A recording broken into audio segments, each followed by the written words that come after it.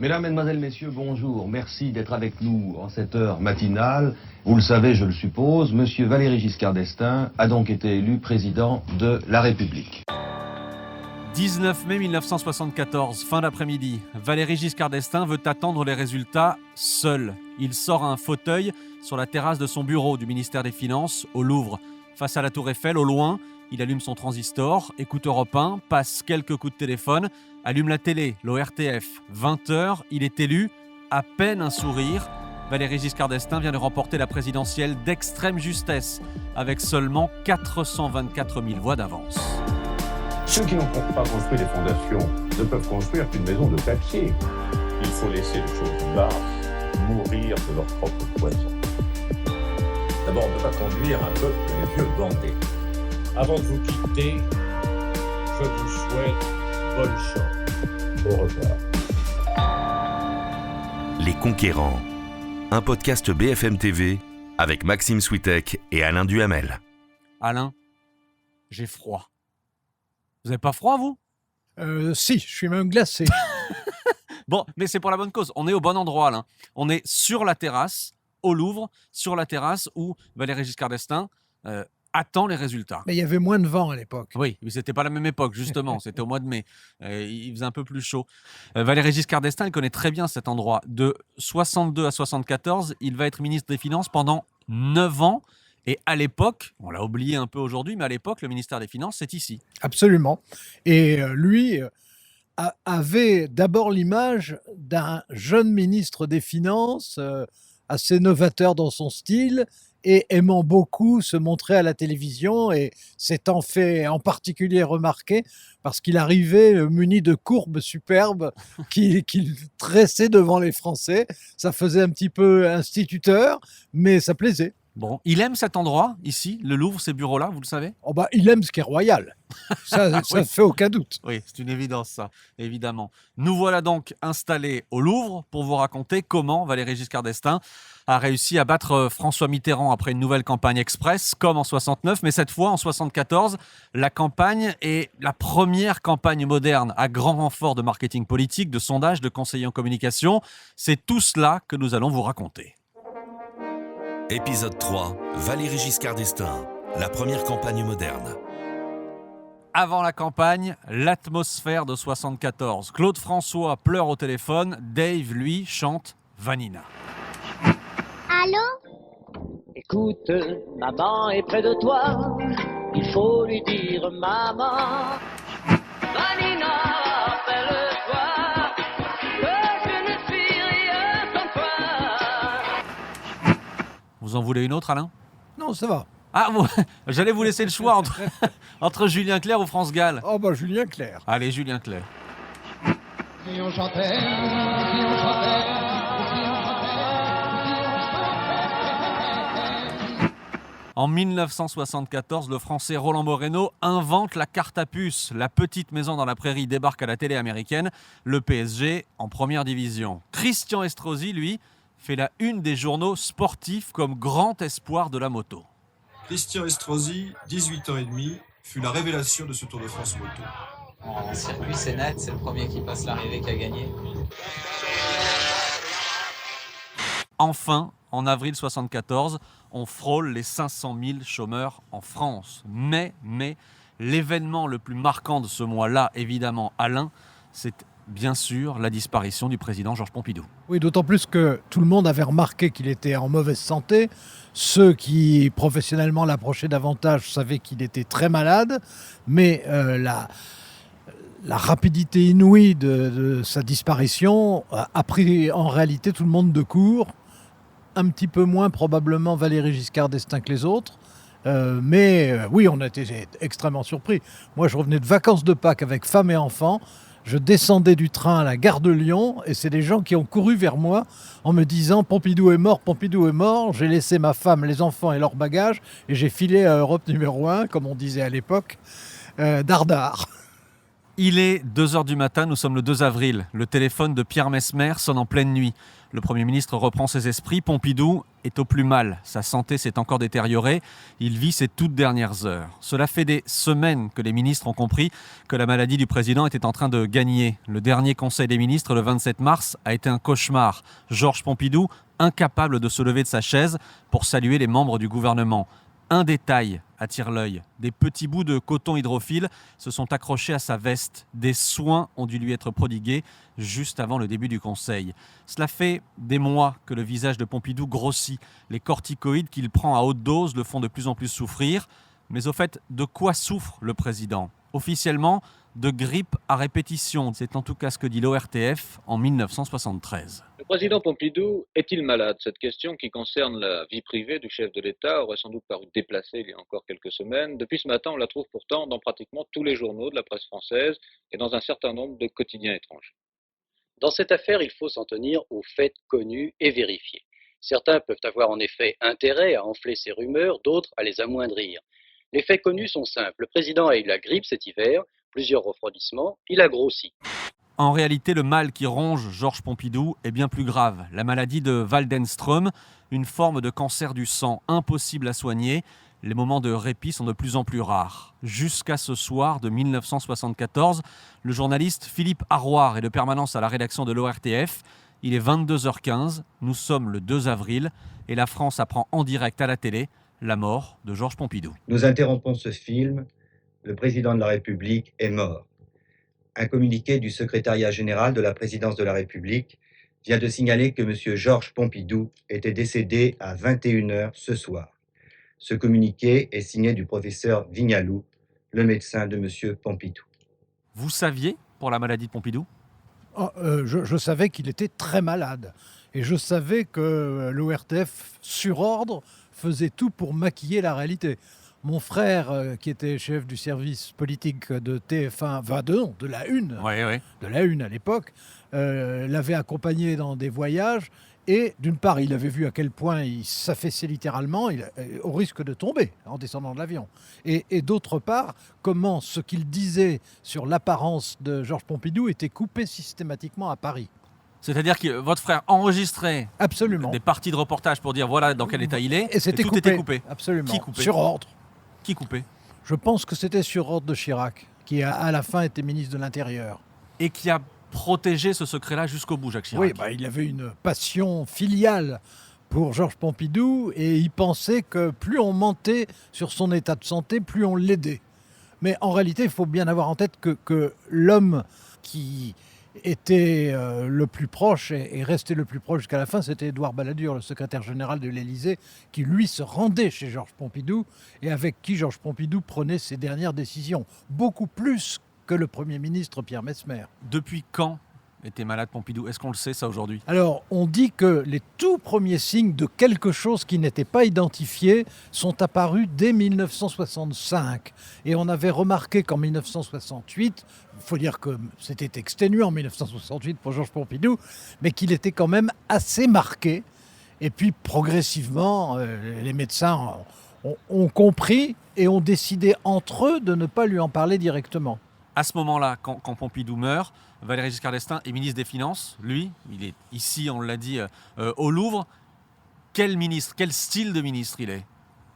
Il est le ministre des Finances. Il est le monsieur économie de la France à cette époque-là. Un ministre des Finances ayant exercé ses fonctions aussi longtemps que lui, en plus aussi jeune, ça n'existait pas. Donc il incarnait l'état de l'économie française, y compris à cette époque ses difficultés avec un taux d'inflation effrayant et avec un chômage qui montait. Donc Pompidou meurt le 2 avril. Premier moment fort de la campagne 74, la journée du 8 avril, 6 jours après la mort de Pompidou, Valéry Giscard d'Estaing annonce qu'il se lance. Valéry Giscard d'Estaing est chez lui, à Chamalières, dans le Puy-de-Dôme. Ça fait 7 ans qu'il est maire de la ville. Je m'adresse à vous, dans cette mairie de la province d'Auvergne, pour vous dire que je suis candidat à la présidence de la République française. On est donc le 8 avril. Valéry Giscard d'Estaing a respecter un certain délai de décence, c'est comme ça qu'on peut dire les choses, 6 jours? Oui, c'était la première erreur de Jacques Chaban-Delmas, ça a été de se déclarer quand les cérémonies funéraires n'étaient pas tout à fait arrêtées et cruellement, Valéry Giscard d'Estaing avait immédiatement publié un communiqué pour dire qu'en ce qui le concernait, il n'exprimerait ses intentions qu'après, etc. Il y a eu effectivement, pendant cette période, essentiellement au sein de la majorité, un afflux de candidats dans le désordre. Bon, le premier à s'être déclaré, c'est Jacques Chaban-Delmas, ancien Premier ministre et surtout auparavant ancien inamovible président de l'Assemblée nationale, gaulliste historique, grand résistant avec des fonctions très importantes très jeune, qui était le favori des gaullistes, qui était l'héritier, non pas le dauphin de Georges Pompidou, il ne s'entendait pas, mais quand même celui qui avait la légitimité aux yeux de tous les gaullistes historiques, ce qu'on appelait à l'époque les barons. Il s'est précipité, il a été d'une maladresse extrême pendant toute la campagne, ce qui a beaucoup aidé Valéry Giscard d'Estaing. Il a fait une campagne à la télévision absolument dramatique.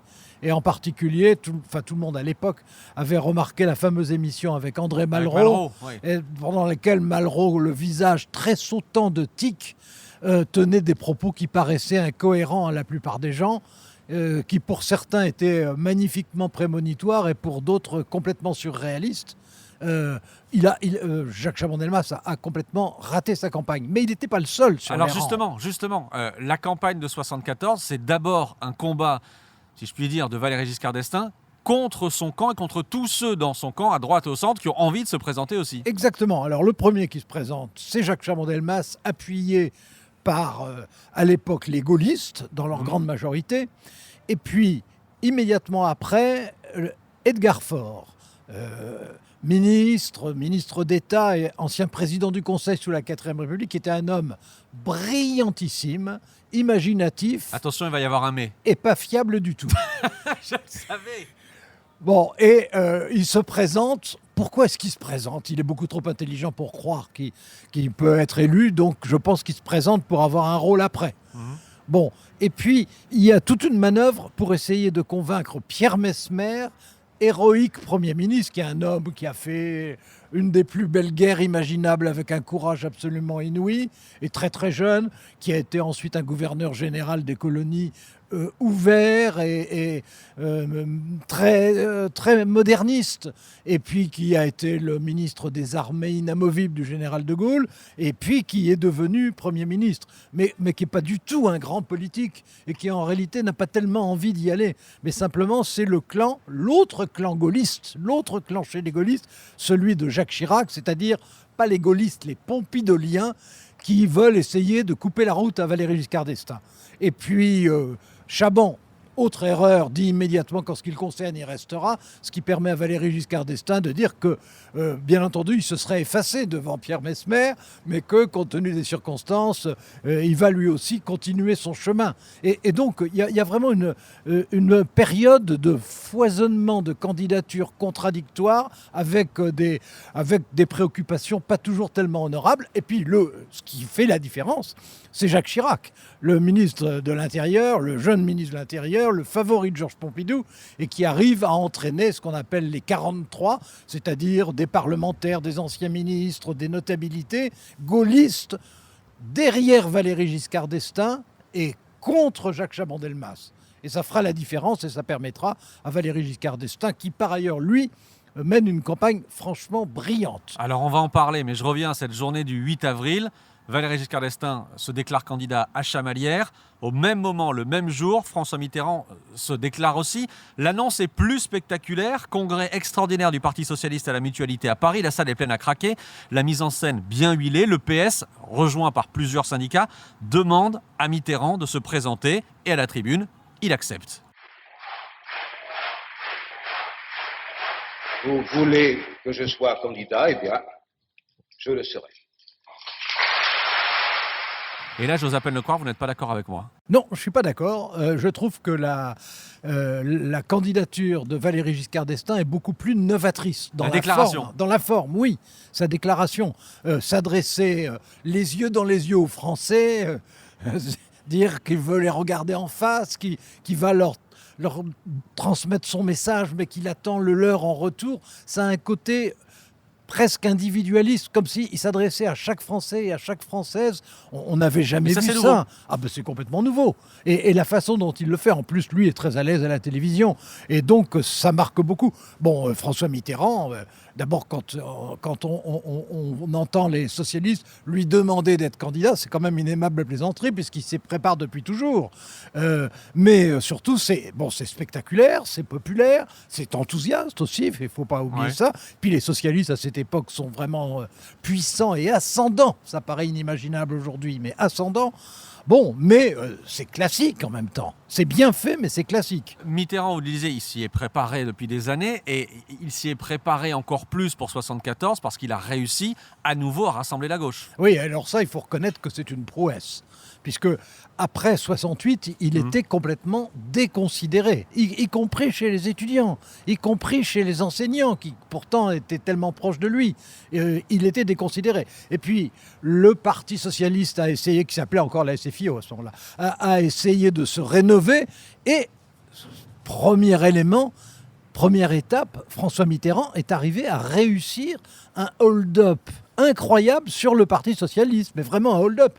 Il n'était pas socialiste d'origine. Moi, c'est devant moi, dans un livre qu'on avait fait ensemble, qui s'appelait Ma part de vérité, que pour la première fois, il avait dit qu'il était socialiste. Mais c'était en 69, hein, c'était tout récent. Et là, il arrive et il met sur pied, ça lui ressemble beaucoup, une alliance machiavélique et paradoxale entre l'aile la plus à gauche des socialistes, celle de Jean-Pierre Chevènement, et l'aile la plus à droite des socialistes, c'est-à-dire celle de Gaston Defferre, contre le grand centre de Guy Mollet, qui d'ailleurs était horriblement médiocre, mais ça c'est un autre problème. Et il fait un hold-up, il devient ce qu'on appelle désormais le premier secrétaire du Parti socialiste. Avant, c'était le secrétaire général. Bon, il devient le premier secrétaire du Parti socialiste, première grande étape. Et deuxième grande étape, à partir de ça, il négocie avec les communistes, dont il avait évidemment en tête de diminuer progressivement l'influence. Mais il négocie pour la première fois un pacte de gouvernement, c'est-à-dire pas simplement une alliance électorale. Il y avait eu déjà des alliances électorales entre les socialistes et les communistes, par exemple en 1936, mais là c'est un pacte de gouvernement. Bon, c'est l'union de la gauche qui se prépare, ce qui fait que dès qu'il se déclare, immédiatement les communistes et les radicaux de gauche suivent. Et donc, il y a un bloc de gauche derrière lui.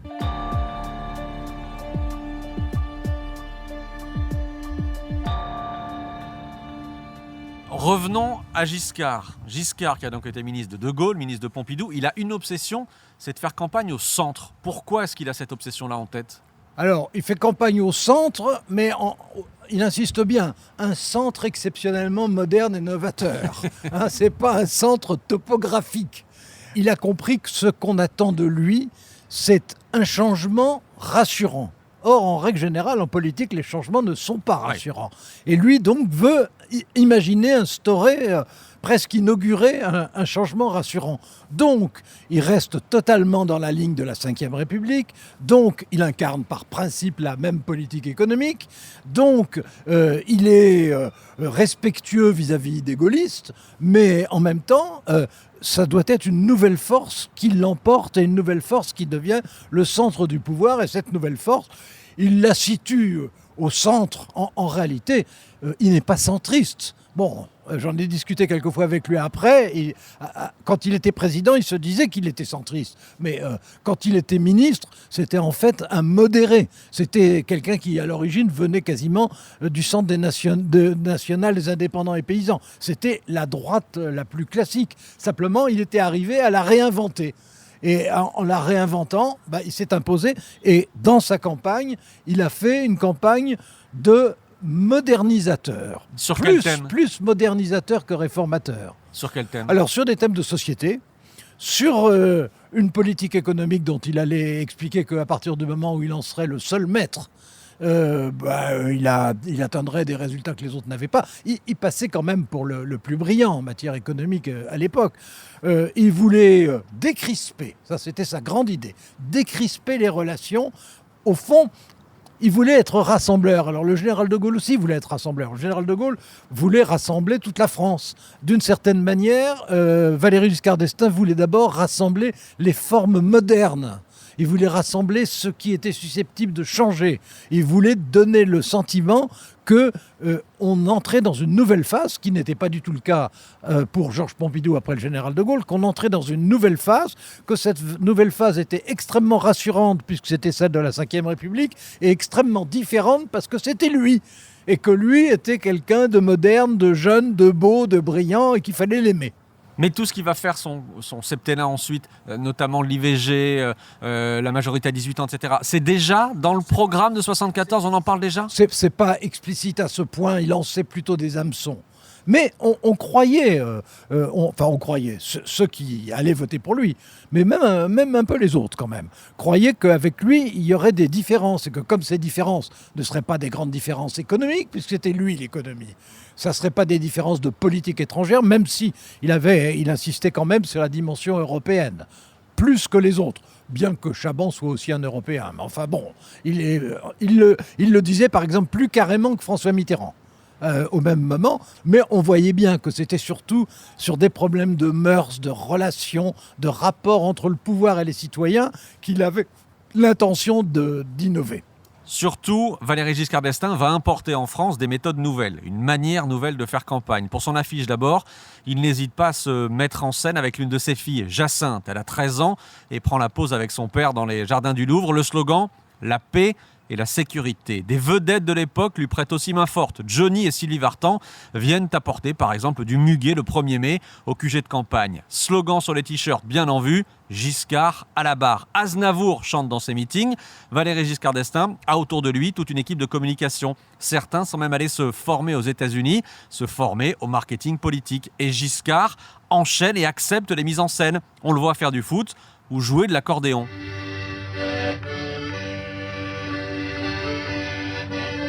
Giscard, c'est Kennedy avec un accordéon. Giscard espère devenir le Kennedy français. Vraiment. C'était ça son idée. Kennedy, c'était la jeunesse, la beauté, le modernisme, l'éclat, l'imagination. Et en même temps, c'était pas du tout un révolutionnaire. Valéry Giscard d'Estaing, c'est pas du tout un révolutionnaire non plus, mais il veut incarner la jeunesse. Ça, c'est une grande différence quand même par rapport à toute la première partie de la Ve République. La jeunesse, la modernité et une forme de détente dans les relations humaines. Et ce qui est drôle, c'est assez original pour une campagne présidentielle. Et les gens le comprennent, ça. Qu'avec lui, les relations seront différentes. Alors, c'est bizarre, parce qu'après coup, on se dira, oui, mais ce style de monarque qu'il a eu, il était double. D'un côté, il voulait être un monarque, et de l'autre côté, il voulait des relations plus simplifiées, plus naturelles entre les Français. Je reviens à Kennedy, ils se sont rencontrés avec JFK à Oui, l'époque. quand il était ministre des Finances. Oui. C'est normal. Et il y avait une photo dont il était très fier, où on les voyait l'un à côté de l'autre, et qui montrait volontiers. Et alors pour la campagne, Giscard en 74, c'est déjà un enfant de la télé. C'est le seul Oui. Parmi les candidats. Jacques Chaban-Delmas, qui était un homme très sympathique et qui avait beaucoup de qualités, était exécrable à la télévision et le savait. François Mitterrand, qui avait déjà fait des bonnes émissions à la télévision et qui avait une certaine habitude, mais c'était d'abord un orateur parlementaire, qui en plus était toujours trop long, d'ailleurs ça lui restait jusqu'à la fin. Valéry Giscard d'Estaing, il s'était entraîné en studio quand même, avec des professionnels de la télévision pendant des années. Et il était arrivé, en règle générale, ça a été moins vrai pendant le débat présidentiel, mais en règle générale, à apparaître décontracté et naturel. Vous l'avez entraîné, vous ? Ah non, ça, j'ai jamais entraîné un homme politique, franchement. Mais j'ai pas mal de confrères qui l'ont fait. Une petite parenthèse. Encore une fois, on est sur cette terrasse, ici au Louvre. On racontait tout à l'heure que c'est ici qu'il découvre les résultats de l'élection présidentielle. Si on sait tout ça, et si on connaît l'ambiance de ce jour-là précisément, le fait que Valéry Giscard d'Estaing veut être seul, fait tout pour être vraiment seul, en fait, il n'est pas tout à fait seul. Il y a une caméra qui le suit à ce moment-là. C'est la caméra de Raymond Depardon. Et il y a un documentaire qui a été fait par Raymond Depardon qui est absolument extraordinaire. À la demande de Valéry Giscard d'Estaing. À la demande de Valéry Giscard d'Estaing. C'est Valéry Giscard d'Estaing qui l'a voulu. et qui était en même temps décidé à ce qu'il ne soit pas diffusé tout de suite. Oui, et qui a été diffusé beaucoup plus tard. Oui, absolument. Et il y avait un contrat, et Valéry Giscard d'Estaing en était le maître. Déjà, l'idée était originale. Hein. Et ça On n'avait jamais suivi un candidat comme ça. Non, jamais. Puis jamais un maître pour le suivre, quand même. Ouais. C'était c'était quand même quelque chose. C'était un risque pour Valéry Giscard d'Estaing, même si c'était pas diffusé tout de suite. Mais ce qui est intéressant, c'était la démarche. C'était tout de suite de montrer l'homme non seulement en public, mais dans ce qu'il faisait pendant la campagne, comment il vivait pendant la campagne.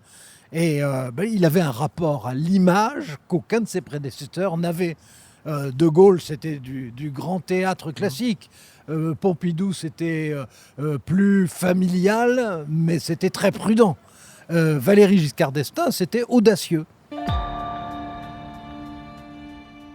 Le premier tour, c'est une formalité ? Bon, ce qui était une formalité, c'était le fait que Valéry Giscard d'Estaing avait déjà distancé de façon définitive Jacques Chaban-Delmas et que François Mitterrand s'était imposé. Mais c'était très important de savoir à quel niveau exact chacun des deux se situerait. François Mitterrand, qui était le meilleur expert électoral, avait fait ses calculs. Et quand on a eu les résultats du premier tour, il a dit « il manque un point ».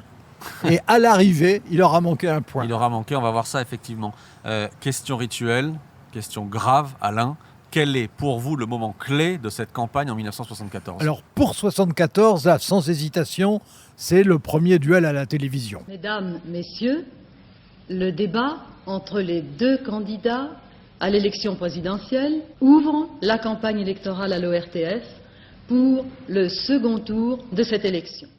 Je vous propose un truc. Je raconte le débat, ce premier débat, vu de l'extérieur, et après vous racontez le débat vu de l'intérieur parce que vous avez arbitré le débat. On fait comme ça ? On est parti. Alors, vu de l'extérieur, que sait-on ? D'abord que c'est effectivement la première fois que deux candidats finalistes à la présidentielle vont s'affronter dans l'entre-deux tours. Après moult tractations entre les deux équipes, le débat est fixé au 10 mai 1974, c'est un vendredi soir.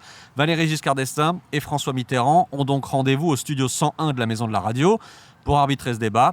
Jacqueline Baudrier et Alain Duhamel. C'est un raz-de-marée, 25 millions de téléspectateurs et la postérité retient une séquence. François Mitterrand attaque Valéry Giscard d'Estaing sur sa politique faite pour les riches. La réponse de VGE est entrée dans l'histoire. D'abord, je vais vous dire quelque chose, je trouve toujours choquant et blessant de s'arroger le monopole du cœur. Vous n'avez pas, M. Mitterrand, le monopole du cœur. Vous ne l'avez pas. J'ai un cœur comme le vôtre qui bat sa cadence et qui est le mien. Vous n'avez pas le monopole du cœur. Et ne parlez pas aux Français de cette façon si blessante pour les autres. Alain, c'est à vous de raconter le débat vu de l'intérieur. Écoutez, ce débat, je dirais que notre participation réelle a été de le mettre sur pied plus que de l'animer. Alors, avec Michel Bassy, avec qui j'avais dirigé plusieurs émissions depuis 1970, avec Michel Bassy, on s'était mis en tête depuis longtemps d'essayer de monter un débat présidentiel quand le jour se présenterait. Puis on était fascinés comme toute notre génération, par le fameux débat entre Kennedy et Nixon. On voulait la même chose en France. Bon, et donc, dès que Georges Pompidou est mort, on s'est réparti les rôles. Michel Bassy avait écrit une biographie de Valéry Giscard d'Estaing, elle le connaissait très très bien. Moi j'avais fait le livre Ma part de vérité avec François Mitterrand. On s'est un peu réparti les rôles. On a pris notre initiative vraiment nous. Bon, et puis j'ai toujours supposé que la direction générale de l'ORTF était quand même au courant. En tout cas, Valéry Giscard d'Estaing a accepté facilement, parce qu'il pensait qu'il était le meilleur à la télévision et que ça devait le servir au moment clé. François Mitterrand était plus réticent pour les raisons inverses, évidemment, mais en même temps a très vite compris que si on savait qu'un duel lui avait été proposé et qu'il s'était dérobé, ça serait évidemment à son détriment. Donc il a accepté. Mais alors, les deux ont posé des conditions totalement drastiques, comme on était demandeurs pour organiser ce débat. Donc on était bien obligé de passer par leurs conditions. Quelles conditions alors ? Et puis il ne faut pas oublier que c'était encore l'ORTF, et que l'ORTF, c'était quand même plutôt le régiment que la deuxième ou la 11e compagnie. Bon, donc on a pris nos risques en faisant ça. Michel Bassy a été vraiment très bien dans cette affaire. Et puis, ça a marché. À condition qu'on ne serve à rien. En fait, c'était la principale condition. C'est-à-dire, on était autorisé à présenter l'émission, j'étais autorisé à lancer les thèmes, et encore j'avais intérêt à ne pas me tromper et pas les lancer trop tôt ou trop tard.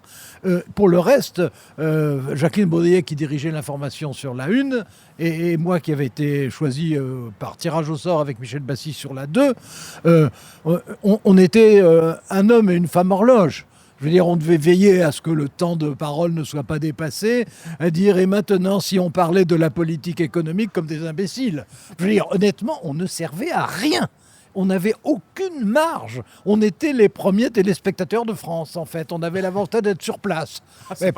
Non, mais c'était pas mal parce qu'on se rendait quand même compte que c'était un moment un peu historique, que c'était un débat qui allait faire la différence. C'était quand même ça l'intérêt de la chose. Les candidats, ils sont dans quel état d'esprit ?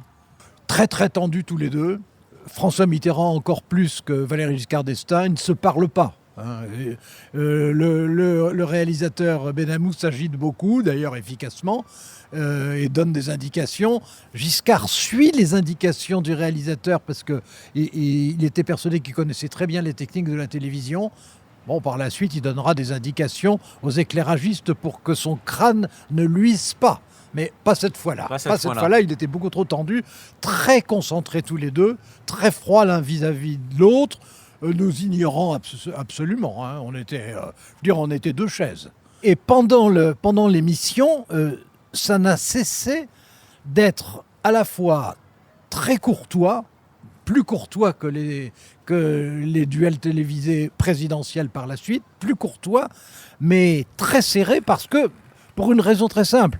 C'est que, d'abord, ils incarnaient vraiment deux types de France, mais aussi deux types d'hommes politiques vraiment différents, et qu'en plus, la veille du débat, c'est ça qui est extraordinaire, les sondages donnaient 50-50. Ça ne s'est jamais produit pour aucune autre élection présidentielle. Et donc, 50-50, et ce vendredi soir-là, mais on savait qu'il était très probable que c'était le débat qui allait donner le tout petit truc supplémentaire pour l'un ou pour l'autre. Et évidemment, c'est ce qui s'est passé. Est-ce qu'on peut réentendre la réplique ? Vous n'avez pas, M. Mitterrand, le monopole du cœur. Vous ne l'avez pas. Sûrement. Cette réplique-là, vous n'avez pas le monopole du cœur. Vous qui êtes, vous le disiez, le premier spectateur, vous comprenez, Alain, que c'est le moment de bascule peut-être, qu'elle fait mouche en tout cas ? Je comprends qu'elle est importante. Je ne vais pas raconter d'histoire, ça serait trop facile après.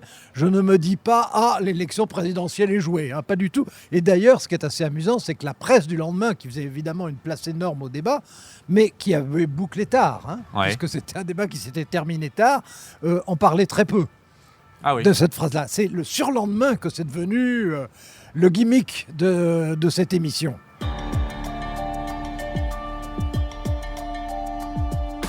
On vous suit au fil des épisodes. Entre 65 et 74, il y a 69 entre les deux, mais qu'est-ce que vous faites, vous ? À partir de 70, il y a Pierre Desgroupes qui est à la tête de l'information de la 2. C'est le moment où Pierre Desgroupes, Jacques Chaban-Delmas et tous les autres étaient approchés de leur fin dans cet épisode-là. Et puis on a fait ensuite d'autres émissions, mais on était devenus relativement... on incarnait assez largement la télévision politique, disons, émancipée à ce moment-là. Et puis je continue à faire des papiers dans Le Monde, et l'Express, et puis il commençait à y avoir Europe numéro 1. Et donc quand on est arrivé, on n'était pas des inconnus, on était familiers pour les Français, très jeunes quand même. Au moment du débat, j'avais 34 ans pour le premier débat. Et donc, je mentirais si je disais que j'étais totalement décontracté. Au vu du score extrêmement serré du second tour, vous avez la certitude aujourd'hui que le débat a pu faire basculer certains ou certaines dans le camp de VGE ? Je pense que le débat a compté pour 0,5%, ce qui aura fait la différence. Il faut se rendre compte que non seulement c'était le premier débat pour ses protagonistes, mais que c'était le premier débat pour les Français. Et donc, ça a été pour tout le monde une expérience. Et une expérience de ce genre, ça laisse des traces psychologiques, c'est évident. Et je crois que les deux camps étaient politiquement absolument à égalité. mais qu'en ce qui concerne la télévision, il y en a un qui était meilleur que l'autre. 424 599 voix. Voilà l'avance de Valéry Giscard d'Estaing au soir du second tour, le 19 mai 1974. Une victoire qu'il découvre donc seul, ici, dans son bureau du ministère des Finances, au Louvre. Vous venez d'écouter Les Conquérants, un podcast BFM TV à retrouver sur le site et l'application et sur toutes les plateformes de streaming.